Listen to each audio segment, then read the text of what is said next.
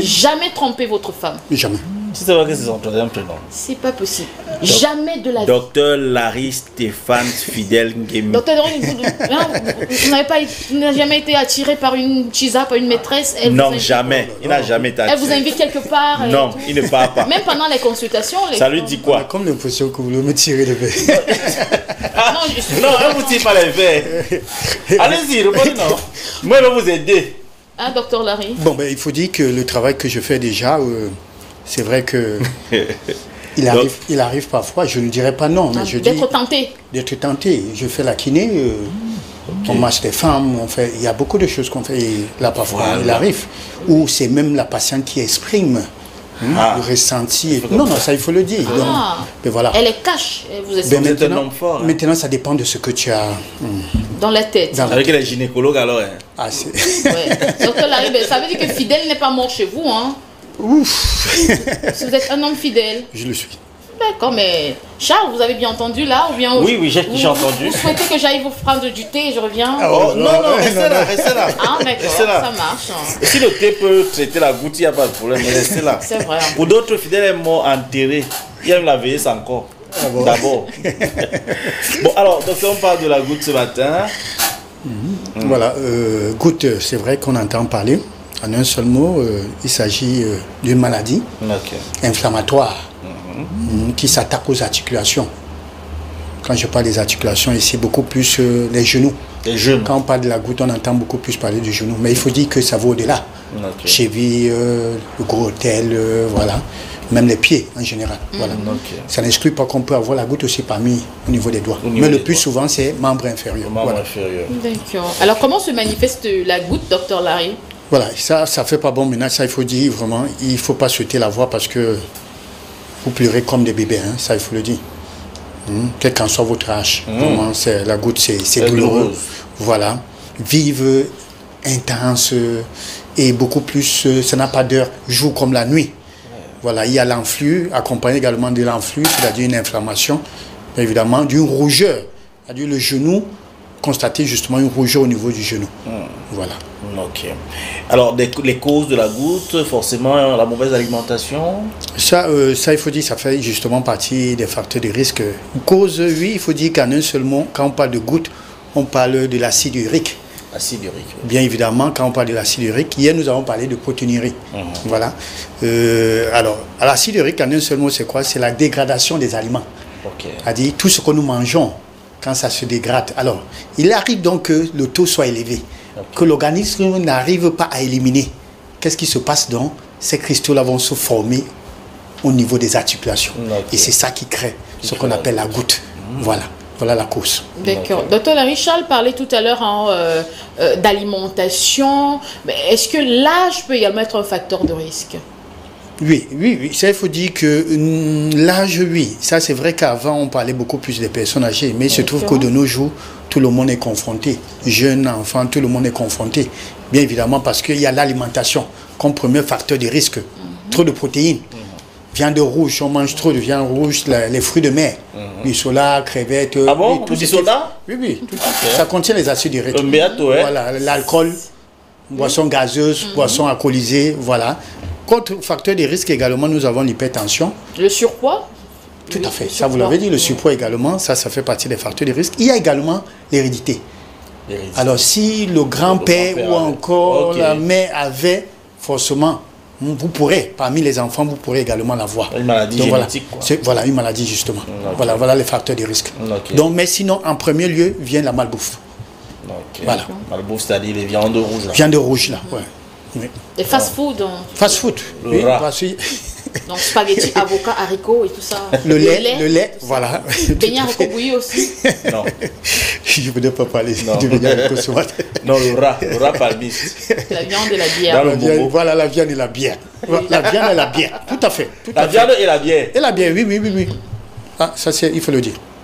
Bon. Tout ça est acide, ça c'est clair. Docteur, mais j'étais dans un bureau d'un médecin il y a quelques jours. Le mec a eu un creux au ventre. Il a demandé à son assistante d'acheter un bon paquet de viande comme ça. Et il avait une bière légère à côté. Un docteur. Ah oui. Ça, tu ne manges pas. Il a le cul, donc tu ne manges pas. Oui. Moi, j'aime ça, hein, vraiment. Oui, mais sauf qu'il ne faut pas manger à l'excès. Ça aussi, il faut le dire, parce que quand on parle de l'acide urique, il s'agit du taux. Parce que ça, c'est un taux élevé. Je vais avouer que ce que vous faites est une vocation. Parce que moi, je connais des docteurs, le vendredi, ils sont dans les bruits. Ils sont dans les bruits. Ils font des consultations. Ça, je ne suis jamais entré. Ça, il faut le dire. Je ne sais pas si c'est une grâce. Jamais dans une boîte emportée, jamais dans une boîte de nuit. Je ne sais pas, malheureusement. Non, vous avez la chance. Je ne sais pas si je peux dire malheureusement. Pourtant, je suis élevé dans un circuit. Ma maman... Non, vous avez circuit Mado. Vous avez vu trop de Pour ceux qui connaissaient ce qu'on appelait circuit Mado, oui, à Douala, c'était ma maman. Okay. Donc je suis élevé dans un circuit. Je n'ai jamais touché à l'alcool. D'ailleurs, aucun des enfants. Quand mon aîné boit un verre, il devient bête. Personne ne boit. Wow. Donc il faut dire que, bon, je ne sais pas si c'est une grâce même. Non, c'est une grâce. Voilà, c'est donc, une grâce. Moi, je vous dis que je connais. C'est pas à cet âge que je vais entrer dans les bruits. Même si Charles vous y entraîne. Et leur nom dans mon téléphone, c'est pas docteur, c'est leur vrai nom. Le seul docteur qui est dans mon téléphone, c'est vous. Ah là là, non. Et son bas, c'est comment? Non, j'ai prescrit un gars là, retrouve-moi, viens. Il fait la consultation au bas. C'est vrai que ça fait partie de nos us, de nos traditions. Hein. Il y a le fameux tarot sauce jaune qui est aujourd'hui mis en débat. Je ne sais pas si ce sera très brut de nous donner un peu la position scientifique, etc. Alors, est-ce que c'est compatible vraiment ça devrait... La goutte, oui, ça je voulais le dire déjà, c'est compatible. Ça, il faut faire très attention parce que j'ai l'habitude de le dire. Aujourd'hui, je sais pas, ce que je voulais dire, on crée des menus. Okay. Alors, vous voyez, à l'époque, nos parents faisaient les tarots avec du champignon. Le champignon est alcalin, n'est pas acide. Quand vous faites le tarot, c'est l'huile rouge. La viande rouge, le bœuf, c'est l'acide. Vous comprenez déjà qu'il y a incompatibilité. Alors, mais si vous faites avec ce qu'on appelle le covapote, voilà, c'est bon. Avec le champignon, c'est bon. Voilà. Non, mais je dis aujourd'hui, on le fait avec toutes les viandes et tout. Voilà pourquoi je voulais expliquer ce qu'elle vient de dire. Non, les aubergines sont alcalines. Voilà, donc il faudra tout simplement savoir comment constituer son menu. Mais sinon, le tarot a des vertus exceptionnelles. Ça, il faut le dire ainsi. Parce que le bon tarot, les légumes. Les légumes. Les aubergines, le champignon ou le covap, ça c'est bon. Mais s'il faut manger le tarot avec la viande rouge et tout, non, ça c'est trop d'acide. Et qui dit trop d'acide, c'est inflammatoire, ça crée l'inflammation dans le ventre. Voilà. Ça crée la goutte. Voilà. Alors, et encore, il faut accompagner avec une boisson alcoolisée. Ça c'est encore grave. Et avec une petite encore à côté. C'est-à-dire en dehors de la goutte, tu vas encore chercher le sida.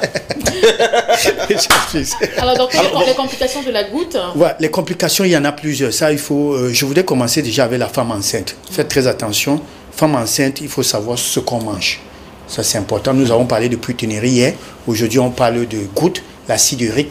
Vous êtes exposé à ce qu'on appelle l'hypertension. Qui dit hypertension, plus tard, il y a ce qu'on appelle préclampsie, autant pour moi. Donc, faites très attention. Notre complication, c'est calculs rénaux. Les calculs rénaux. Et ça, c'est également, c'est la douleur. Vous pleurez, ça, c'est... Encore les pieds, quand on vous dit que vous avez les pieds dans les reins, ça pourrait également aller jusqu'à l'opération. Donc, faites très attention. Voilà les complications.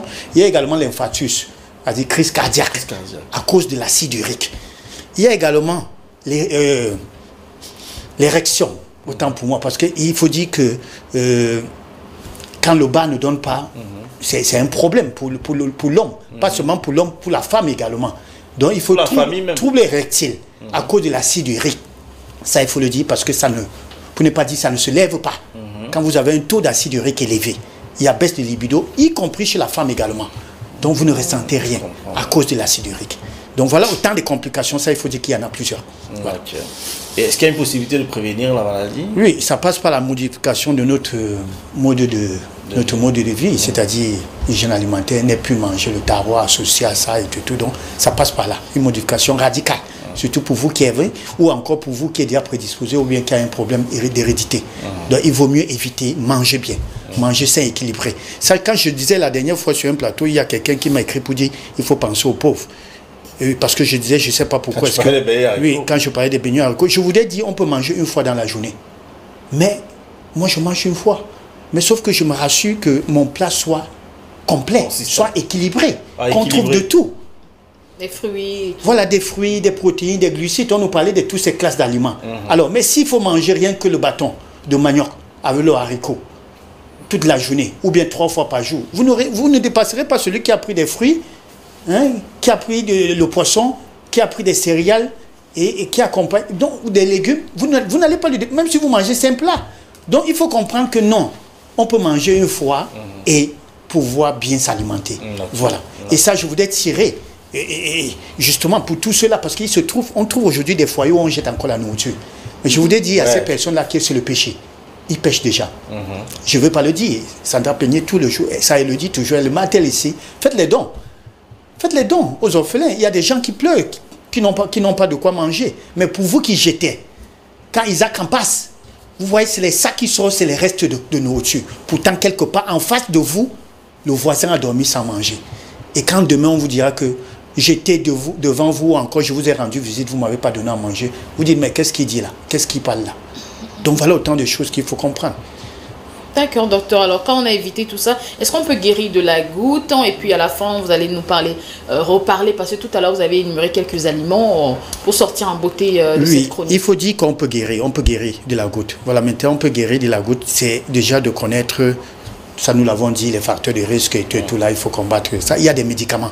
Mais je voudrais dire qu'il vaut mieux même pas souhaiter en arriver là, parce qu'il y a la phase aiguë et chronique. La phase chronique, je vous assure, même si on vous demande de boire les urines, vous allez boire. Ça, c'est terrible. J'ai vu des patients, des parents, des papas pleurer comme des bébés. C'est-à-dire, ils avaient à leur côté tout. Bidon, c'est un tradipraticien, c'est les comprimés, c'est les anti-inflammatoires. C'est-à-dire, il était prêt à tout prendre à cause de la goutte. Mais, et quand on lui dit non, prends tout, mais ne touche pas la bière. Il dit que non. C'est l'autre, cet aventurier de me dire, si docteur, tu as vu, il n'y a que ça que tu peux m'interdire, pardon, laisse-moi, mieux je meurs. Alors faites très attention, l'ennemi numéro 1 de la goutte, c'est l'alcool. Ça, je voudrais vraiment le dire. Pendant que vous vous soignez, oubliez, laissez d'abord la bière. Quand vous aurez fini de faire réduire le taux, vous allez pouvoir boire. Dans les médicaments, il en existe, ça, il faut le dire. Maintenant, alimentation, nous avons des aliments qu'il faut éviter, des fritures, ça nous l'avons dit, des viandes rouges, ça nous l'avons dit, le sel, le sucre. Voilà. Mais maintenant, il y a des aliments qu'il faut favoriser, notamment du chou, le vinaigre de cidre, c'est-à-dire les pommes de France. Ça, c'est bon. Les fruits rouges. Les pommes de France. Oui, les pommes de France sont alcalines. C'est vrai que c'est acide dans la bouche, mais c'est bon. Alors, bicarbonate. Voilà les secrets de grand-mère justement qui combattent, qui seraient assez efficaces pour pouvoir vous soulager et tout. Voilà. Merci beaucoup pour toutes ces belles explications. On vous souhaite une bonne journée, hein, Charles, et on a ce message là que le doc nous dise la vérité à ce sujet. Bon, on reviendra sur une téléspectatrice qui titille le docteur Larry. Merci beaucoup, bonne journée. Hein. C'est d'ailleurs l'instant des téléspectateurs. Vous pouvez désormais nous appeler à travers nos 2 numéros de téléphone. On parle du phénomène de cheese.